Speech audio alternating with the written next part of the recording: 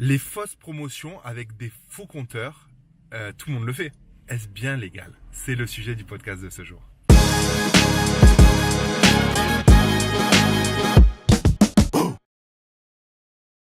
Salut à toi et bienvenue sur ma chaîne YouTube. On va parler de prévention en ce moment et de finalement tous les compteurs qu'on peut voir de promotion, des comptes à rebours qui diminuent. Si tu n'achètes pas attends, la promotion va se terminer. Le fait que on dise par exemple tiens, il y a tant de personnes actuellement qui sont en train d'acheter ce produit, etc. Toutes ces choses là, qu'on peut voir. Est-ce que on remarque notamment sur Shopify que tout le monde fait ça, parce que c'est une stratégie marketing. Le fait de créer l'urgence et tout, c'est quelque chose d'important parce que ça améliore la conversion. Donc moi-même j'en suis convaincu et voilà. Donc ça c'est créer l'urgence comme le fait Groupon, comme le fait même des ventes flash sur ces discounts, etc. C'est ce qui fait vendre. Voilà. Donc avec ça, tu rajoutes ça avec des séquences, avec des push mail pour justement montrer tel produit à une réduction pendant une période donnée.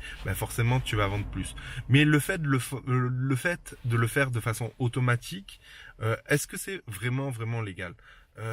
Moi-même, je me suis fait contrôler par la DGCRF il y a pas longtemps. Et du coup, forcément, on a fait l'état des lieux de mes sites, on a regardé des sites lambda et on a essayé de voir ce qui était légal et ce qui n'était pas légal.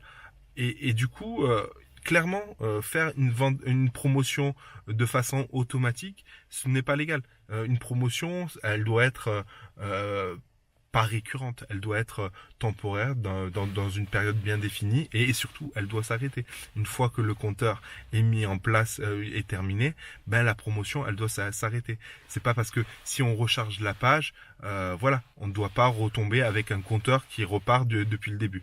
Donc ça c'est des choses très importantes. Le fait d'avoir tiens il y a X commandes en cours actuellement, etc.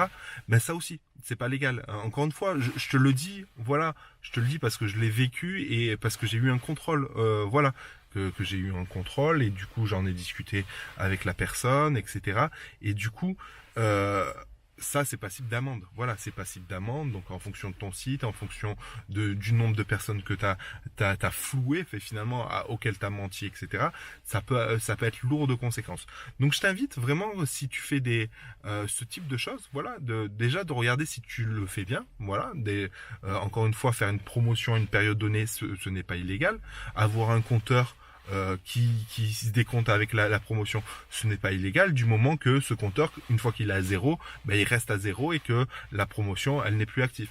Voilà. Si tu fais ça, tu fais bien les choses. Mais encore une fois, dis-toi une chose, c'est que avec tout ce qui se passe, notamment dans le milieu du dropshipping, avec les influenceurs, tout le bad buzz qui se passe, forcément les sites de dropshipping sont dans le collimateur. Donc il faut que tu fasses vraiment attention à ça. Même si tu n'es pas dans le dropshipping, même si tu n'es pas dans le dropshipping, tu dois quand même faire attention à ça. Je parle notamment sur le marché français, si tu vends en France. Après, sur le marché américain ou autre marché, je ne sais pas du tout comment ça se passe et je pourrais pas t'indiquer. Je t'invite à regarder les lois du pays où tu vends pour faire les choses bien. J'espère que cette vidéo t'a plu. Je fais ces quelques vidéos de prévention parce que il me semble important de les faire. Donc si ça te plaît, like. Si tu trouves l'idée bonne, like tout simplement. Et si tu as des questions par rapport à la légalité, n'hésite pas à me les mettre en commentaire. Je me ferai un plaisir de faire d'autres vidéos par rapport à ça. Et je te souhaite forcément plein de ventes. Sur ce, ciao Rouya.